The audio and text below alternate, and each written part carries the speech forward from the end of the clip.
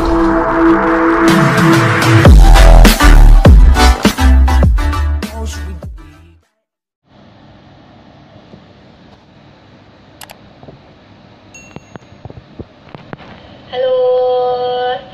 halo semua, selamat datang di Ngobrol Sesudah Sore volume 2 Eksasa episode 5 hari ini. Jangan lupa untuk terus nonton Ngobrol Sesudah Sore setiap hari Senin jam 8 malam. Dan terima kasih untuk teman-teman yang udah selalu setia menonton Ngobrol Sesudah Sore. Senang banget kita jumpa lagi.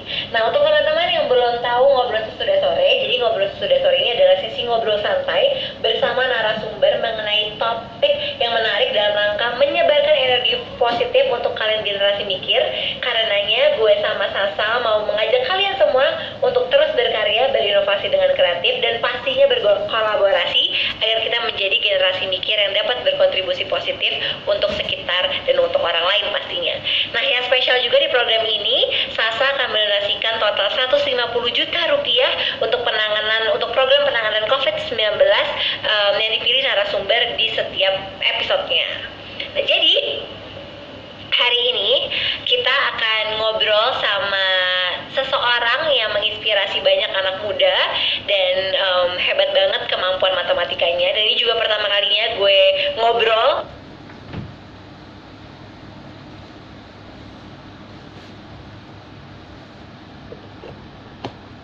menginspirasi. Kita lihat dia sudah ada apa belum. Bentar ya.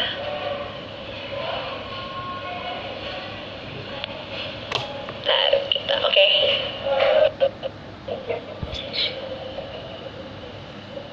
Halo. Hai. Hai. Hai, apa kabar? Nice to meet you. Kita belum pernah ngobrol atau ketemu sebelumnya. Iya.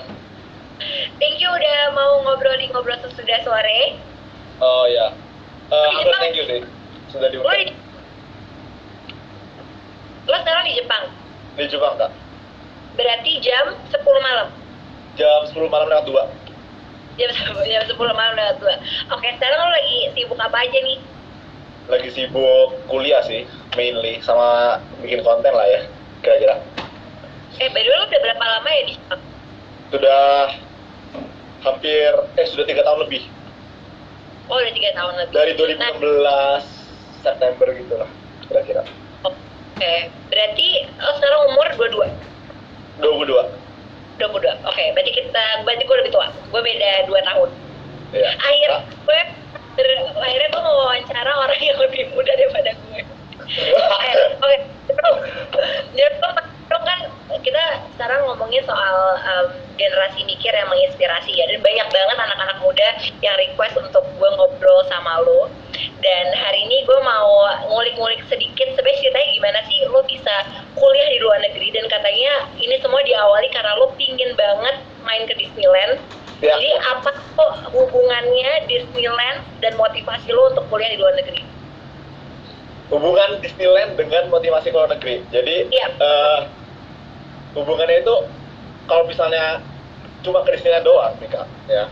Itu cuma sekali doang gitu kan pikirannya gitu. Kalau liburan ke luar negeri, kalau cuma liburan ke luar negeri ya cuma sekali doang. Tapi kalau misalnya kuliah di luar negeri kan 4 tahun tuh misalnya. Jadi agak lama. Kalau lama di luar negeri artinya bisa ke Disneyland berkali-kali. Jadi aku mikir kayak gitu sih. Daripada cuma sekali ya bisa berkali-kali kan ya kuliah gitu. Dan itu patokannya udah Disneyland Jepang? Enggak juga. Enggak juga. Awalnya targetnya kan sih ke Singapura sih. Cuma aku baru sadar Singapura ternyata nggak ada Disneyland ya. Adanya cuma Universal. Waktu itu kenapa lo decide untuk ke Jepang? Karena dapat beasiswa di Jepang sih. Nah, itu kan gue dengar-dengar katanya lo berhasil menjadi 2 orang terpilih ya dari 20.000 pesaing gitu. Nah, itu waktu itu gimana caranya lo bisa mendapatkan itu? Lo harus belajar berapa lama dan gimana persiapannya? Belajar berapa lama? Waduh. Kayaknya kalau persiapan, maksudnya apa ya? Maksudnya selama aku SMA, itu aku udah belajar buat kayak olimpiade atau tes kayak misalnya apa sih ngomongnya Cambridge gitu misalnya Kak. Ya, kayak oke. gitu. Jadi itu juga persiapan itu bisa dibilang bantu aku buat tes beasiswa gitu. Jadi kalau berapa lama ya, mungkin selama SMA ya. Oke. Nah, waktu itu kenapa lo memilih jurusan matematika? Dari banyaknya jurusan, kenapa lo memilih jurusan matematika? Karena suka aja. Hebat sih, gue selalu mengalami orang yang suka matematika. By the way, fun fact, gue sangat tidak bersahabat sama matematika. I don't, dari kecil selalu ingin bisa bersahabat sama matematika, tapi gak pernah bisa. Oke, nah mungkin kayak banyak kan orang yang nggak suka matematika ya, Jerome sama kayak gue gitu. Nah, berdasarkan pemikiran, apa yang paling berpengaruh dalam kehidupan ketika lo jago matematika? Wah, yang paling berpengaruh pada kehidupan ketika bisa Lo matematika. Waduh, ini pertanyaannya berat banget ya. Kan kita generasi ini kita harus. Oke. Ini harus pikir ya berarti. Kalau yang sekarang aku rasain, misalnya aku kan belum terlalu bisa karena aku ilmunya belum cukup banyak untuk bisa mengaplikasikan matematika yang untuk memecahkan masalah real gitu kan. Jadi untuk saat ini sih yang aku paling rasa ketika aku bisa matematika adalah bantu orang jawabin soal-soal matematika. Beneran, kalau aku sendiri nggak bisa, berarti aku nggak bisa bantuin orang lain gitu. Oke. Tapi sebenarnya kalau di luar dari kuliah ya, kita ngomongin di luar dari kuliah dan di luar dari matematika, sebenarnya passion lo apa? Sebenarnya apa sih yang lo mau lakuin gitu? Tujuan hidup lo tuh apa gitu? Kalau misalnya apa yang aku mau lakuin itu, yang pasti kan aku ingin berkontribusi untuk Indonesia di bidang pendidikan sih. Oke. Oh, makanya gue denger lo jadi Menteri Pendidikan ya? Amin. Ya, proses yang panjang. Masih panjang. Lo kebatet dulu. Kalau misalkan lo mau jadi Menteri Pendidikan, apa yang lo mau ubah? Terus kedua, kira-kira umur berapa lo mau jadi Menteri Pendidikan? Oke. Karena aku cukup ngikutin ya, kayak berita-berita pendidikan gitu, dan menurut aku kebijakannya Pak Nadiem itu udah oke banget gitu. Kalau misalnya berhasil dilakukan gitu. Jadi meskipun misalnya aku jadi Menteri Pendidikan, tapi kan kita kan sekarang aku nggak tahu ya. Maksudnya ketika aku jadi Menteri Pendidikan kondisinya seperti apa aku juga nggak tahu kan, Kak. Ya kan? Tapi untuk yang saat ini kebijakan Pak Nadiem itu udah cukup bagus banget. Sudah cukup bagus banget sih menurut saya pribadi, dan menurut aku sih yang paling penting itu gaji guru sih, Kak. Gaji guru. Iya sih, karena ya semuanya memang di gurunya. Iya. Itu sih yang paling penting. Oke, berarti itu ya yang lo mau ubah ya. Menurut lo gini, kan lo juga udah lo sekarang belajar soal matematika gitu ya. Terus lo juga bilang lo pingin mengubah pendidikan di sekarang gitu. Menurut lo kenapa sih pendidikan itu penting? Kayak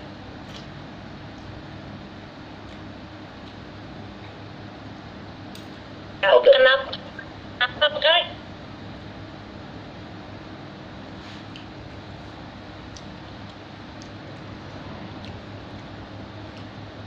karena gini, gue tuh juga banyak banget kenapa lo pingin banget bisa membuat pendidikan menjadi lebih baik? Karena aku sangat-sangat terkesan dengan pelajaran PKN waktu aku SMA itu. Guru aku bilang gini, nggak ada pembangunan, nggak ada kemajuan negara, ada pembangunan tanpa nggak ada SDM yang berkualitas tanpa pendidikan yang bagus. Ya. Jadi kunci dari kemajuan satu negara adalah pendidikannya gitu. Ya. Dan menurut aku tuh sangat masuk akal, dan ya terbukti lah kalau pendidikannya bagus ya SDM-nya jadi bagus, SDM bagus ya bisa bekerja dengan baik untuk berkontribusi ke negara gitu. Jadi ya kuncinya kan di pendidikan artinya, itu kunci paling dasarnya. Betul, dan menurut lo sekarang karena kan of course ya tadi itu ya lo bilang kan habis dari pendidikan karena gitu kan sumber daya which is itu yang penting banget karena itu yang berubah semuanya, yang bisa bikin kita unggul dan menang. Nah menurut lo of course sumber daya manusia itu nantinya akan kebanyakan adalah kita nih kan, generasi muda. Nah, betul kira udah sekarang di mata apa yang kurang?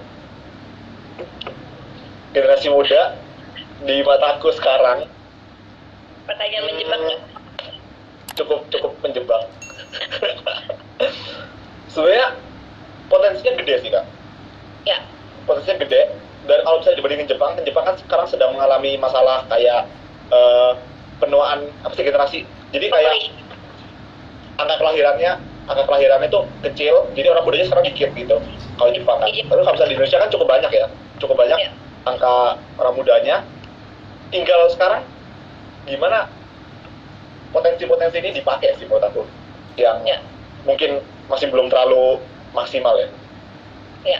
Oke, nanti kita balik lagi. Kalau misalkan dilihat dari perjalanan karir lo ya, dalam arti kayak udah lo sangat berprestasi, lo mulai di Jepang, habis itu lo juga create content to inspire anak-anak muda, dan lo juga pingin banget bisa berkontribusi di dunia pendidikan. Nah pasti kan ada peran keluarga di belakang itu kan ya Jerome, dalam arti kayak untuk lo checklist semua achievement. Nah menurut lo peran lo atau didikan orang tua lo di rumah waktu itu kayak gimana sih, dan apa yang membuat lo akhirnya seperti ini? Pertanyaannya benar-benar buat mikir ya. Katanya, by the way katanya lo kayak ada hari di mana emang lo harus difokusin belajar ya? Iya, orang tua. Ya. Enggak, jadi kalau orang tua aku dulu didikannya gini, untuk main game itu Jumat, Sabtu, Minggu pagi gitu. Sisanya pakai waktu buat belajar atau enggak lakukan apapun kecuali main game gitu. I see. Akhirnya ketika aku udah selesai belajar kan gabut nih ya, pingin main game tapi nggak bisa kan. Akhirnya ngembangin yang lain, misalnya kayak main piano gitu, main musik, olahraga gitu misalnya, gitu sih. Sama didikan lain yang kayak misalnya kalau dapet nilai jelek ya udah perbaikin gitu. Pokoknya berjuang terus lah gitu. Itu didikannya sih. Oke. Iqbal akan bacain beberapa komen ya yang lo bisa jawabin. Banyak banget yang ngomong buka topi lo baru potong rambut atau gimana? Aku botak, baru botak. Oh, lo botak. Kan jadi kan aku kan kemarin kan kayak aku janji kalau misalnya aku tembus 4 juta subscribers tahun ini, aku botak. Terus kemarin tembus, akhirnya aku udah botak. Tapi aku belum menunjukin karena guys, aku tuh buat video, aku dibotakin. Kalau misalnya aku nunjukin sekarang jadi nggak seru dong gitu. Iya betul. Lagi kalau misalkan lo 8 juta subscriber baru lo buka topi. Oke, balik lagi nih. Pertanyaan teman-teman. Katanya motivasi apa yang selalu jadi penguat lo? Motivasi apa yang selalu jadi penguat? Penguat dalam hal apa ini maksudnya? Mungkin yang lo keep going kali ya, atau yang bikin lo terus semangat. Yang bikin aku terus semangat ya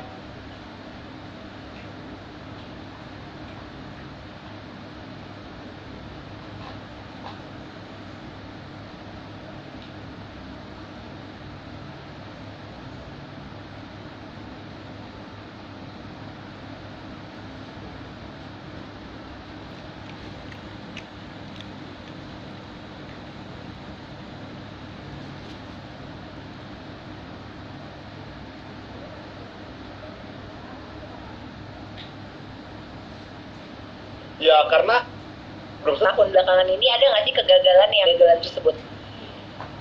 Kegagalan sejauh ini sih karena aku cuma bikin konten sama kuliah, jadi kegagalannya sih di kuliah sih, kayak bisa dapat nilai jelek gitu pernah. Dan belajar banyak ya, belajar kalau misalnya memang nggak maksimal belajarnya ya hasilnya juga nggak maksimal sih gitu. Jadi kalau usahanya nggak maksimal ya hasilnya nggak maksimal gitu. Itu yang aku pelajari. By the way, lo bikin buku ya? Gue research buku. Iya. Nah, apa yang membuat lo kepikiran untuk menulis buku tentang hidup lo sekarang di umur lo yang awal 20 tahunan ini? Kayak apa sih sebenarnya pesan yang ingin lo sampaikan? Oke, ini cukup menarik. Kalau aku pribadi emang suka berbagi cerita gitu ya kak, ya kan? Dan aku juga kadang-kadang sering ditanya ini kayak misalnya ceritain dong beasiswanya kayak gimana, ceritain dong dulu kayak gimana gitu. Banyak banget yang sering nanya kayak gitu. Jadi aku buat buku juga salah satunya untuk supaya orang-orang bisa baca dengan lengkap gitu loh. Dan harapan aku dari orang yang baca buku aku ya bisa termotivasi gitu, bisa terinspirasi untuk bisa berjuang juga gitu. Apa satu pesan yang paling penting yang ada di buku lo? Pesan yang paling penting, waduh, banyak sih pesan paling penting. Cuma yang aku paling suka adalah nggak ada hasil kalau nggak ada usaha. Setuju. Dan gue juga selalu percaya juga sih bahwa kayak kalau lo sukses atau lo meraih sesuatu tuh semua tuh ada prosesnya kan. Nah di proses itu ya lo apa ya lo harus enjoy the journey and lo harus Oke. Nah, sekarang kita ngomong gini, gimana caranya lo bisa menyeimbangkan antara pendidikan serta aktivitas di luar pendidikan dan bisa perform di keduanya gitu. Atau lo emang sebenarnya udah prioritasnya adalah pendidikan lo, habis itu di waktu luangnya lo baru beraktivitas lain, atau gimana sih cara lo ngebalance dua itu? Lebih kayak gitu sih Kak. Jadi kalau misalnya ada tugas sekolah ya aku kerjain dulu tugasnya sampai selesai, baru aku kalau ada sisa waktu ya kerjain ini. Tapi biasanya aku sekarang dulu kan cuma for fun ya, tapi nggak dipungkiri semakin lama harus semakin profesional dong ya kan, semakin banyak yang nungguin videonya misalnya, semakin banyak yang subscribe atau follow, itu kan berarti kita ada tuntutan gitu ya untuk profesional ya. Itu pola pikir aku pribadi ya, bertanggung jawab kan. Akhirnya sekarang aku seimbangin gitu. Kalau dulu pendidikan lebih, tapi sekarang maksudnya porsinya ini enggak, jadi waktu untuk ini aku tambahin untuk bikin konten dan sebagainya. Akhirnya ya aku sering korbanin ya waktu tidur, waktu istirahat dan waktu santai, waktu tidur juga. Tapi itu lo maksudnya waktu awal-awal lumayan ini gak sih, lumayan kayak susah untuk ngebalance dua itu. Tapi maksud gue lo nggak ada masalah untuk mengorbankan tidur lo dan segala macem? Sejauh ini belum ada sih Kak. Tapi kalaupun nanti akan ada masalah, misalnya makin sibuk atau misalnya nanti kuliahnya makin susah dan sebagainya, ya kontennya yang aku, maksudnya kehidupan konten ya as a content creator-nya aku bakal kurangin sih. Berarti kayak prioritasnya adalah pendidikan ya sekarang, adalah yang lo jalanin sekarang. Ya. Nah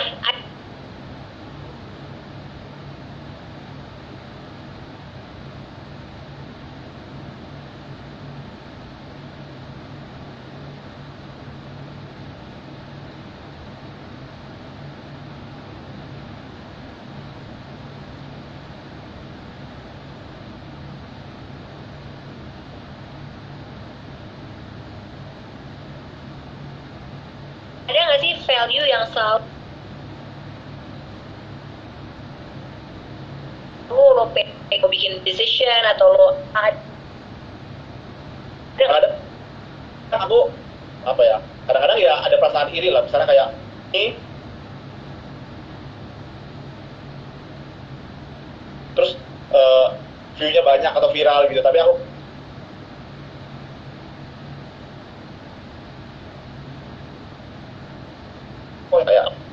kayak untuk bisa bermanfaat bagi. Kita masuk ke pertanyaan komentar. Yang pertama adalah dari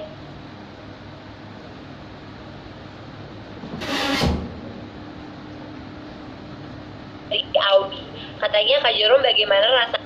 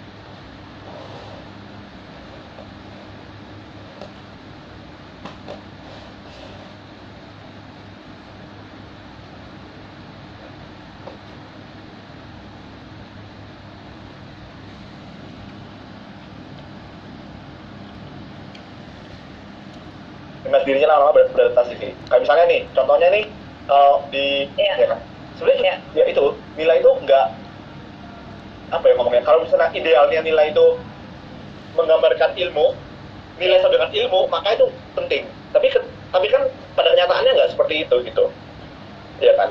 Nah sekarang masalahnya, tapi menurut aku sekarang sudah banyak perusahaan atau banyak instansi-instansi yang akhirnya melihat ilmu daripada nilai sekarang, ya kan?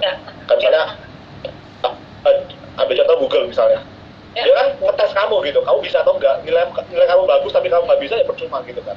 Betul. Nah jadi ilmu sih yang lebih penting daripada nilai sebenarnya. Oke, ini ada bagus jawaban. Ada pertanyaan, gimana sih membentuk pola pikir anak supaya dia mengerti bahwa belajar itu sepenting? Pola pikir anak, belum punya anak nih. Pasangan belum punya kak, gimana mau punya anak? Oke, tapi maksudnya ini mungkin bukan buat anak doang kali ya. Gimana caranya tuh bisa meyakinkan atau mengganti pola pikir orang-orang lah gitu ya, generasi muda Indonesia, bahwa belajar itu penting loh, pendidikan itu penting loh. Oke. Nah, yang sering kali orang-orang salah tangkap menurut aku pribadi adalah belajar itu cuma di sekolah gitu. Itu yang kesalahan yang orang-orang kayak salah gitu. Maksudnya belajar itu di mana aja gitu. Belajar itu di mana aja, nggak cuma dari buku, nggak cuma tentang matematika, fisika. Ngobrol sama orang aja itu bisa belajar gitu loh, ya kan? Ngobrol sama siapapun loh, ngobrol sama siapapun. Kayak di hidup aku misalnya, aku ngobrol sama dulu waktu kecil sering main catur sama satpam, sama tukang beca di dekat rumah itu. Mereka sering ngajarin aku sesuatu yang baru gitu, kayak nilai-nilai kehidupan dan ilmu-ilmu kehidupan yang aku nggak dapetin di sekolah misalnya, seperti itu. Jadi belajar itu ya nggak cuma dari buku gitu, ya kan? Cuma ya sekarang kenapa belajar itu penting? Ya karena kalau kita punya ilmu ya kita bisa terapkan ilmu itu untuk menghasilkan sesuatu gitu, ya kan? Betul. Oke. Bisa matematika, bisa jadi guru, bisa jadi aktuaris, bisa kerja di bank, ya kan? Bisa programming, bisa kerja di bisa jadi programmer, bisa jadi apa, ya kayak gitu kan? Betul. Oke. Nah tadi karena lo nyinggung lo nggak punya pasangan, banyak yang nanya, istri idaman lo seperti apa sih? Coba kita skip pacar ya, karena kan lo belum punya nih, jadi kita langsung ke istri. Istri idaman lo seperti? Istri idaman, yang paling idaman sih yang ngerti gue sih kak, sama yang support. Soalnya dari dulu tuh aku sering gak dipahami orang, jadi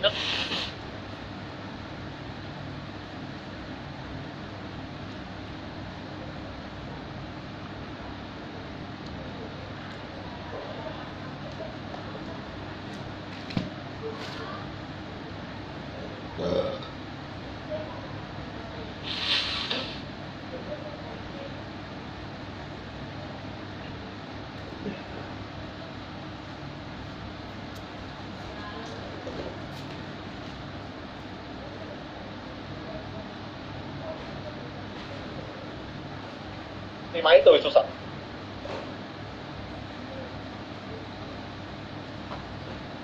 Gitu. Nah, berantem terus. Iya, kayak nggak, kadang-kadang 4, 5, 6. Tapi kadang-kadang kalau lagi kosong gitu bisa 7, 8 gitu. Tapi jarang.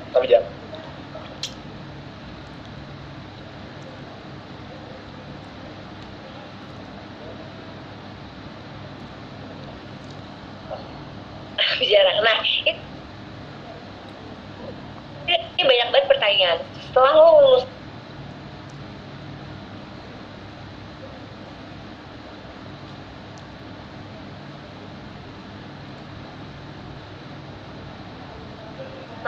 nggak langsung, mungkin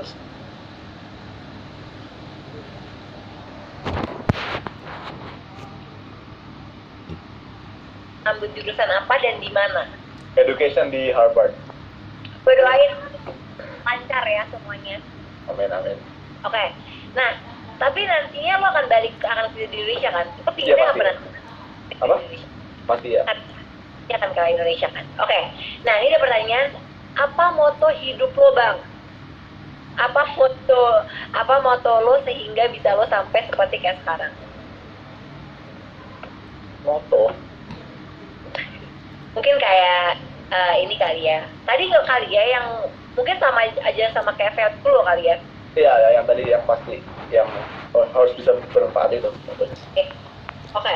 Nah ini ada beberapa lagi. Kak, kasih semangat dong buat generasi muda biar semangat. Lo bisa nggak ngasih semangat buat anak-anak generasi Kasih semangat tuh kayak gimana, Kak? Aku agak bingung. Kasih semangat tuh kayak semangat nih. pesan-pesan, ada nggak pesan-pesan lo? Boleh dari buku lo, boleh dari pesan-pesan lo Oke, buat anak sekarang. pesan untuk generasi muda ya. Ya, Kalau misalnya kita ini kayak mungkin kita sering merasa resah, merasa ya negara kita kok kayak gini gitu. Mungkin kita sering merasa kayak gitu.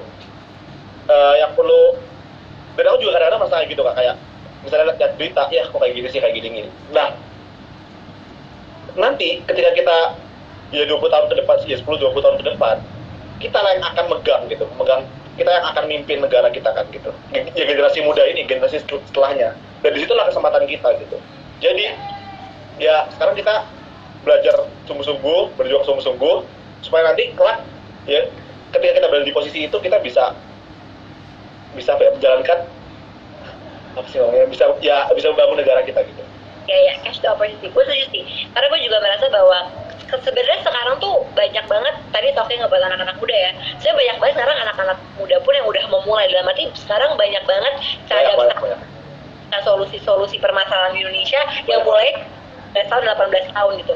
Jadi mungkin gue tadi yang kita sama-sama setuju bahwa kalau misalkan kita melihat sebuah masalah dan segala macamnya, mungkin jangan cuma komen doang gitu ya, tapi juga kayak cari apa nih yang bisa kita bantu, apa yang bisa kita kontribusi untuk menyelesaikan permasalahan itu. Betul? Bukan begitu? Bener. Nah, Jerome, by the way, thank you so much ya udah ngobrol-ngobrol di Ngobrol Sesudah Sore. Senang bisa berkenalan sama lo walaupun secara virtual. Nah, gue juga senang banget karena gue kolaborasi sama Sasa untuk Ngobrol Sesudah Sore. Nah, jadi setiap episode Sasa akan mendonasikan untuk ke pihak yang membutuhkan untuk COVID-19. Nah, lo mau pilih ke pihak mana untuk penanganan COVID-19? Apa gimana? Lo mau Sasa mendonasikan kemana? Ke pihak mana nih untuk penanganan COVID-19? Ada charity atau ada movement yang lo mau dukung? Mungkin gerakan ini ya, untuk panti asuhan di Surabaya yang untuk membantu anak-anak yang kesulitan biaya menghadapi sekolah online ini, Kak. Oke. Jadi nanti lo tinggal aja tempatnya. Nanti nanti Sasa akan mendonasikan ke tempat yang lo pilih. Oke, siap. Oke, Jerome, thank you so much ya udah. Thank you banget, Kak. Thank you so much. Nanti kita ngobrol-ngobrol lagi. Bye-bye. Bye-bye, thank you, Kak. Oke guys, jadi ngomong guys juga gara-gara tadi Jerome ngomong guys. Terima kasih banyak udah nonton Ngobrol Sesudah Sore volume 2 Eksasa. Sampai bertemu di Senin depan jam 8 malam. Senang banget, terima kasih Sasa sekali lagi sudah mendonasikan total 150 juta rupiah untuk penanganan COVID-19 ke pihak untuk penanganan COVID-19. Thank you so much. See you di Ngobrol Sesudah Sore berikutnya. Oh ya, jangan lupa kalau kalian mau nonton Ngobrol Sesudah Sore yang kemarin-kemarin episode sebelum-sebelumnya, bisa cek di YouTube channelnya Sasa.